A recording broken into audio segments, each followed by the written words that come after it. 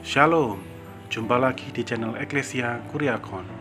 Tema renungan kita kali ini adalah mengutamakan proses atau pencapaian. Dunia yang kita hadapi saat ini adalah dunia yang penuh kompetisi. Kompetisi ini dilakukan demi sebuah pencapaian. Pencapaian menjadi begitu penting, sehingga untuk itu segala macam cara dilakukan, bahkan menghalalkan segala cara agar pencapaian itu dapat diraih. Ini bisa kita lihat dari contohnya ada pilkada yang tidak sehat, menggunakan segala macam cara, misalnya menggunakan isu sara, menggunakan politik identitas agar kemudian bisa memenangkan pilkada tersebut, yang sebenarnya kita tahu itu adalah hal-hal yang tidak baik. Contoh lain mungkin dalam bidang olahraga, dalam sepak bola misalnya, demi untuk memenangkan sebuah pertandingan, sebuah tim membayar wasit untuk melakukan kecurangan, untuk membela tim mereka, sehingga kemudian keputusan-keputusan wasit tersebut menjadi tidak adil. Bahkan hal ini juga berlangsung di dalam gereja. Untuk hal-hal tertentu, kadang orang-orang atau pihak-pihak dalam gereja melakukan hal-hal yang tidak benar, melakukan penghalalan segala macam cara agar tujuan mereka atau kepentingan mereka tercapai. Oleh karena itu, mari kita belajar dari renungan ini. Apakah memang sebuah pencapaian itu penting? Apakah sebuah hasil itu begitu penting sehingga kita kemudian harus mengorbankan sebuah kebenaran? Atau sebaliknya, proseslah yang penting yang menjadi bagian kita untuk kita kerjakan. Kita akan coba belajar dari kitab Matius 25. Kita akan belajar bahwa apakah proses atau hasil yang itu harus menjadi fokus kita sebagai manusia. Kalau kita lihat kurang lebih ceritanya seperti ini, perumpamaan tentang talenta. Jadi ada seorang raja yang dia pergi meninggalkan negerinya, dan dia punya 3 orang hamba, yang masing-masing hamba itu dikasih talenta atau modal lah untuk berusaha. Yang satu dikasih 5 talenta, yang satu lagi dikasih 2 talenta, dan yang terakhir dikasih 1 talenta. Kemudian pada jangka waktu tertentu, raja ini kemudian kembali lagi dan menanyakan kepada masing-masing hamba yang sudah dititipi talenta tadi.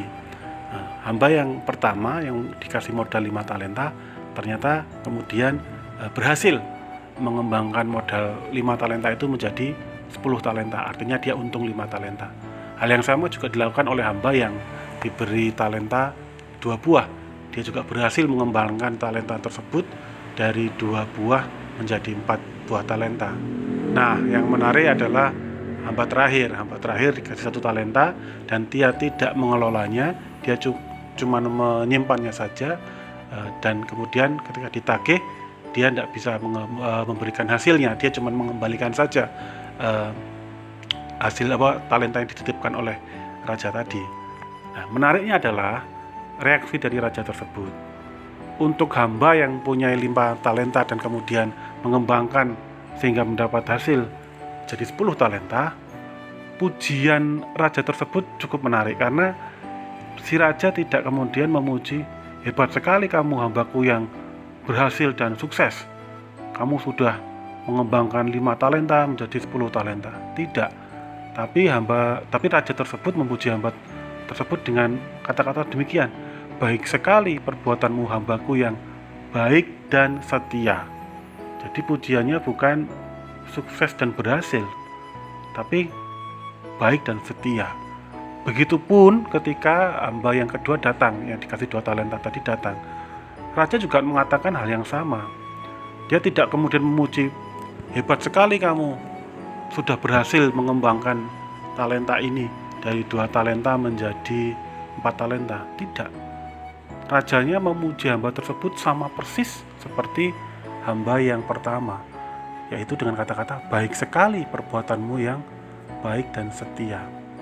Jadi kalau kita pelajari dari kalimat yang diucapkan raja ini, fokus si raja itu bukan kepada hasil, bukan kepada dari 5 talenta kok menjadi 10 talenta, atau dari 2 talenta menjadi 4 talenta, tapi fokusnya kepada proses, yaitu apa yang dilakukan. Jadi sekali lagi yang disampaikan raja adalah prosesnya. Kamu sudah baik, kamu sudah memberikan yang terbaik dan kamu melakukannya secara konstan, kamu melakukannya secara kontinu, kamu setia melakukannya. Itu yang dipuji oleh si raja.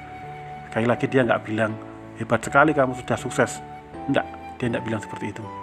Dan menariknya, ketika hamba yang terakhir yang diberi 1 talenta itu datang, raja juga tidak kemudian menegur hamba ini karena dia tidak berhasil mengembangkan talenta itu. Dia tidak bilang gini, wah kamu ini hamba yang gagal, kamu jahat karena kamu gagal mengembangkan talenta. Tidak. Tapi si raja menegur hamba terakhir ini dengan kalimat yang malas. Jahat, kamu adalah hamba yang jahat dan malas. Jadi fokus raja di sini sekali lagi bukan hasil, bukan karena si hamba terakhir ini gagal mengelola talenta ini menjadi banyak, tapi lebih karena si hamba ini malas, dia nggak melakukan prosesnya gitu. Jadi kalau kita lihat sama ya, ternyata fokus si raja ini baik untuk hamba yang berhasil mengembangkan talentanya menjadi 2 kali lipat maupun hamba yang tidak berhasil mengembangkan talentanya, fokus rajanya sama. Dia nggak fokus kepada hasilnya, tapi dia fokus kepada prosesnya. Bahkan kalau kita lihat sebenarnya untuk hamba yang berhasil mengembangkan 5 talenta dan hamba yang hanya mengembangkan 2 talenta, pujian raja itu nggak berbeda. Coba kalau fokusnya adalah hasil, mungkin seharusnya raja akan lebih memuji hamba yang berhasil mengembangkan 5 talenta. Tapi ternyata enggak. Pujiannya sama. Raja sama-sama memuji, baik sekali perbuatanmu, hambaku yang baik dan setia. Ini diberikan kepada hamba yang mengembangkan 5 talenta maupun hamba yang mengembangkan 2 talenta. Jadi kalau kita bisa lihat dari sini, kita bisa memahami bahwa raja tersebut lebih fokuslah kepada proses daripada hasil. Artinya kalau raja tersebut diibaratkan sebagai Tuhan dan hamba tersebut adalah kita, maka sebenarnya bagian kita itu adalah proses. Oleh karena itu bukan berarti kita tidak kemudian kepada hasil itu kita cuek gitu ya. Tidak, kita juga harus memikirkan hasil. Tapi yang kemudian menjadi tanggung jawab utama kita sebenarnya bukan hasil, tapi proses. Mengapa? Karena hasil itu kadang ada faktor X-nya, kadang ada faktor di luar kemampuan kita yang mempengaruhi hasil. Tapi kalau proses itu kan di bawah kontrol kita, itu di bawah kendali kita. Apakah kita mau taat, apakah kita mau setia, apakah kita mau rajin, apakah kita mau malas, itu tergantung kita. Tapi kalau hasil, sekali lagi, itu tidak hanya bergantung kita, tapi juga bergantung faktor yang lain. Selain itu juga seandainya hasil merupakan suatu yang terutama, ya akhirnya jadi seperti tadi di prolog awal tadi. Kalau pencapaian atau hasil itu menjadi yang utama, kemudian orang-orang akan berlomba-lomba, akan berkompetisi untuk itu, sehingga akhirnya menghalalkan segala cara. Dan tentu ini tidak berkenan bagi raja tersebut. Oleh karena itu, mari kita sebagai manusia, sekali lagi kita sebagai manusia, kita bolehlah kita berfokus pada hasil. Kita harus punya target, memang iya, tapi mari kita lebih memperhatikan proses. Mari kita lebih memperhatikan bagian yang harus kita kerjakan.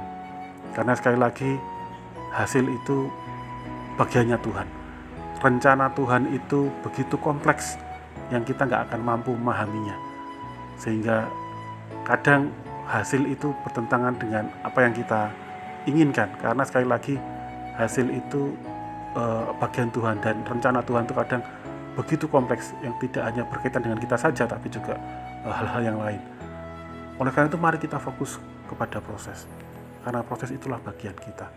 Bagaimana kita menjadi jujur, bagaimana kita menjadi setia, bagaimana kita menjadi disiplin, itu yang lebih penting daripada apakah hasil yang kita targetkan itu tercapai atau tidak. Ya, ini semoga menjadi perenungan bagi kita, sehingga kita tidak kemudian terobsesi kepada pencapaian, terobsesi kepada hasil, dan kemudian menghalalkan segala cara, karena hal tersebut malah akan justru mendatangkan murka Tuhan terhadap kita. Semoga jadi berkat. Tuhan Yesus memberkati.